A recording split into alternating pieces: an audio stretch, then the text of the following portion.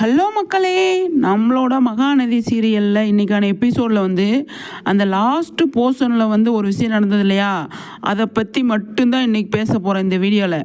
அது ரொம்ப கஷ்டமாக இருந்தது. அதை பற்றி கண்டிப்பாக பேசி ஆகணும் அப்படின்னு நினச்சிட்டு தான் இந்த வீடியோ. ஆனால் காவேரி பயங்கரமாக ஃபீல் பண்ணுறாங்க. காவேரி சும்மா அந்த பக்கம் வந்துக்கிட்டு இருந்தாங்க.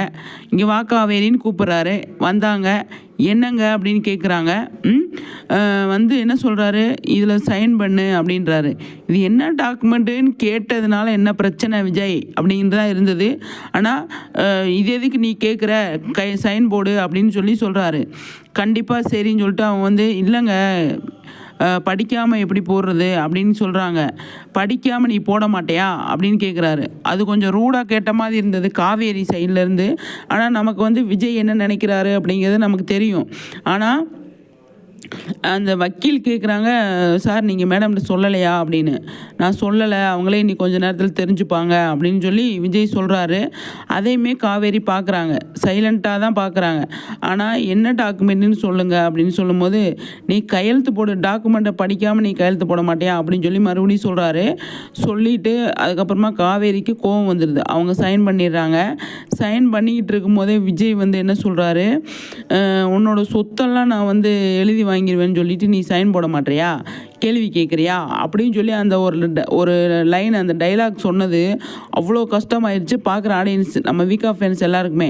ஆனால் காவேரி அதை பார்த்துட்டு அவ்வளோ சைலண்ட்டாக அவங்க வந்து என்ன பண்ணிட்டாங்க, டாக்குமெண்ட்டில் வந்து கையெழுத்து போட்டாங்க. அப்போ விஜய் வந்து பயங்கரமாக சிரிக்கிறாரு.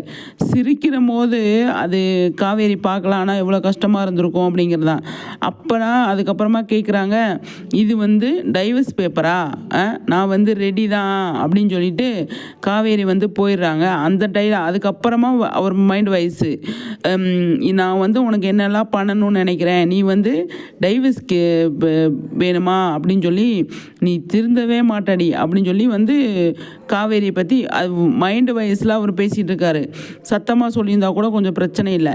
இந்த சர்ப்ரைஸை வந்து ஆஃபீஸில் போய் தான் ஓப்பன் பண்ணுவார் விஜய். ஆஃபீஸ் போவாங்க அடுத்த நாள். இப்போ மண்டே வந்து நமக்கு சண்டே வந்து ப்ரோமோ வரும். அதில் எப்படி ப்ரோமோ வரும்னு சொல்லி தெரியாது. இப்போ எல்லாம் சண்டே ப்ரோமோ வந்து இப்போ வந்து வேறு மாதிரி விடுறாங்க இல்லையா, அதனால் சண்டே ப்ரோமோவை எதிர்பார்க்க முடியாது. மண்டே வந்து திங்கட்கிழமை வந்து எப்படி சீரியல் வரப்போ ஆஃபீஸ் போவாங்க. கண்டிப்பாக விஜய் காவேரி ஆஃபீஸ் போவாங்க. ஆஃபீஸ் போயிட்டு தான் சர்ப்ரைஸாக அங்கே வந்து விஜய் வந்து காவேரிக்கு செம்மையாக வந்து ஒரு பெரிய பொறுப்பு கொடுப்பாரு. அங்கே போய் தான் நடக்கும் அப்படிங்கிறது தெளிவாக தெரியுது.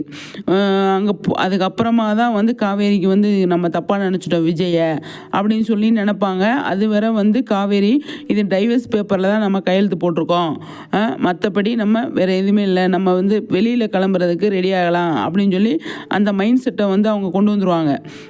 வெளியில் போயிடலாம், நம்ம எப்படி வீட்டில் வந்து சொல்கிறது, எப்படியாவது சொல்லி நம்ம வந்து சமாளிக்கணும், வேறு வழி இல்லை, இவர் தான் கையெழுத்து வாங்கிட்டார்ல நம்மக்கிட்ட டைவர்ஸ் பேப்பரில், நம்ம என்ன போட மாட்டேன்னா சொன்னோம், கான்ட்ராக்ட் போட்டு தான் நம்ம கல்யாணம் பண்ணியிருக்கோம், ஆனால் இந்த மாதிரி நம்மளை இது பண்ணிட்டாரே அப்படின்னு சொல்லிட்டு காவேரி பயங்கரமாக ஃபீல் பண்ணுறாங்க. அதெல்லாம் விஜய் வந்து பார்க்குறாரு. பார்த்துட்டு ஆஃபீஸ் போயிட்டு தான் வந்து சொல்லவுமே பயங்கரமாக ஷாக்காகுறாங்க. விஜயை கட்டி பிடிச்சிட்டு நான் அவங்கள தப்பாக நினச்சிட்டேங்க அப்படின்னு சொல்லி அழுறாங்க. அந்த சீன்லாம் வர்றதுக்கு முன்னாடியே வந்துட்டு காரில் வந்து விஜயும் காவேரியும் வந்து ஆஃபீஸ்க்கு 2 பேருமே காரில் தான் போகிறாங்க. காரில் போகிறதுக்கு போயிட்டு இருக்கும்போது வந்து விஜய் வந்து பேசிட்டு வராங்க. காவேரி வந்து இந்த கான்ட்ராக்டை பற்றி நினச்சிட்டு அவங்க வந்து பேசவே மாட்டாங்க, அமைதியாக வருவாங்க காவேரி. அப்போ வந்து என்னாச்சு பேசு அப்படின்னு சொல்லும்போது எதுவுமே பேச மாட்டாங்க. அப்புறமா வந்துட்டு நீ பேசலையா அப்படின்னு சொல்லிட்டு தான் ஒரு பாட்டு படிச்சுட்டு வராரு விஜய். பாட்டு படிச்சுட்டு வந்தாலும் அமைதியாக இருக்காங்க. அப்புறமா ஆஃபீஸ் போயிட்டு பயங்கரமாக ஒரு சம்பவத்தை பண்ணி வச்சிடுறாரு நம்மளோட விஜய். பார்க்கலாம் எந்த அளவுக்கு போகுது அப்படின்னு. ஓகே ஃப்ரெண்ட்ஸ், உங்கள் கருத்துக்களை ஷேர் பண்ணுங்கள். நெக்ஸ்ட் வீடியோவில் சந்திக்கிறேன்.